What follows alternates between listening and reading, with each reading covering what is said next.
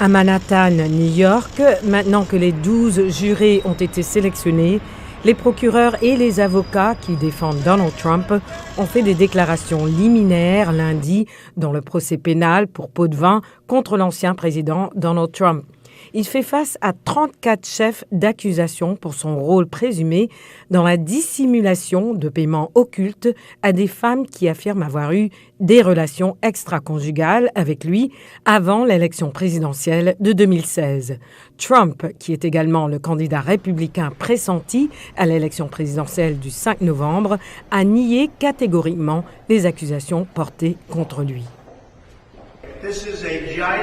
Il s'agit d'une gigantesque chasse aux sorcières pour tenter de nuire à une campagne qui est en train de battre le pire président de l'histoire. Biden est le pire président de l'histoire de notre pays.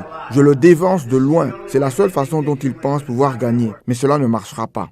Les mauvaises conditions météorologiques ont contraint l'ancien président Trump à annuler un rassemblement prévu ce week-end en Caroline du Nord. Samedi, il s'est servi de sa plateforme Truth Social pour expliquer pourquoi il devrait bénéficier de l'immunité présidentielle dans une autre affaire d'ingérence électorale fédérale. Les arguments oraux seront entendus par la Cour suprême le 25 avril dans cette affaire. Certains analystes, comme Todd Belt de l'Université George Washington, estiment que des électeurs démocrates qui observent la situation de près pourraient se sentir plus motivés.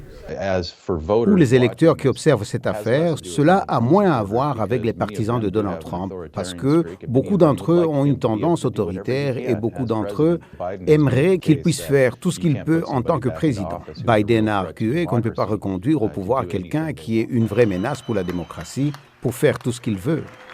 Le président américain Joe Biden, qui est candidat à sa réélection, continue de s'abstenir de mentionner les problèmes juridiques de son rival. Mon prédécesseur a fait reculer la protection des travailleurs américains. Il s'est opposé à l'augmentation du salaire minimum fédéral et il est fier, très fier de la réduction d'impôts de 2 000 milliards de dollars qu'il a approuvée lorsqu'il était président et qui a profité en grande partie aux riches et aux plus grandes entreprises, faisant exploser la dette fédérale.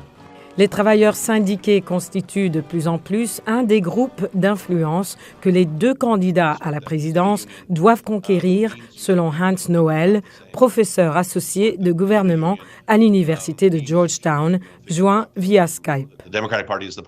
Le Parti démocrate est le parti qui a, vous savez, soutenu vos causes dans le passé. Et c'est une chose dont on doit se rappeler. Si Biden veut leur vote, pendant ce temps, Trump cible également ce même groupe démographique avec un message légèrement différent, un message sur l'immigration, sur la culture. Trump doit assister en personne à son procès pénal pour pot de vin la semaine prochaine.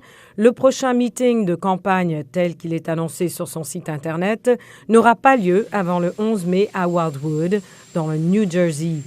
De son côté, la campagne de Joe Biden a indiqué à la VOA que le président s'exprimerait mardi à Tampa, en Floride, sur l'enjeu majeur de l'élection de 2024, à savoir le respect des droits reproductifs dans tout le pays.